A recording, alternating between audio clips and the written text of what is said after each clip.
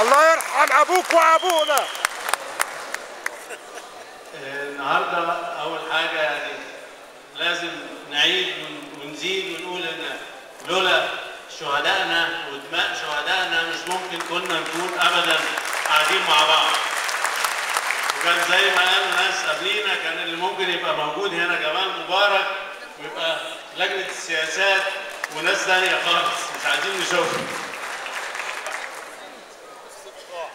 انا في نقطه معينه هي الثوره دي لما قامت كان شعارها حريه وكرامه وعداله اجتماعيه. يعني كرامه كانت قبل العداله الاجتماعيه.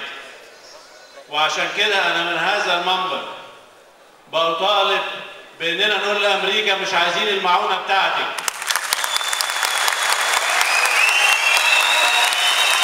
المعونه اللي بتدونا فيها واللي كنا بنسرق فيها بيدونا مليار وكانت بتسرق 4 و5 مليار. فبنقول لامريكا احنا مش عايزين المعونه بتاعتك. الاول حاجه بتدينا بيها سلاح ممكن يحارب اي حد في الدنيا الا العدو الصهيوني.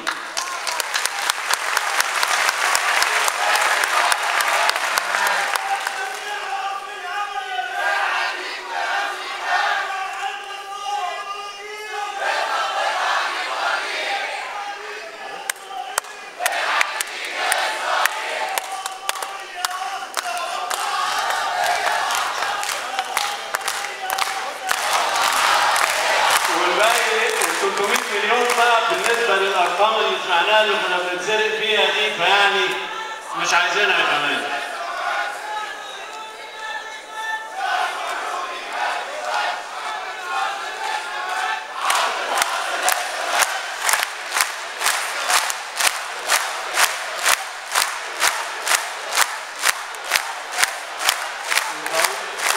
وبضم صوتي للأخ الدكتور عبد الخالق فاروق إن لازم استثمارات الدولة، لازم الدولة تخش بثقلها بجانب القطاع الخاص عشان نقدر نعدي من المأزق اللي احنا فيه. وبعدين احنا أغنياء جدا، يعني لو كنا بنتسرق كل ده ويعني الحمد لله ما سرقوش الهوا فاحنا أغنياء جدا وهنعدي من عنق الزجاجة ده وهترجع مصر تاني، مصر القوية، مصر العزيزة بإخواتها العربية وقارتها الأفريقية. وشكرا.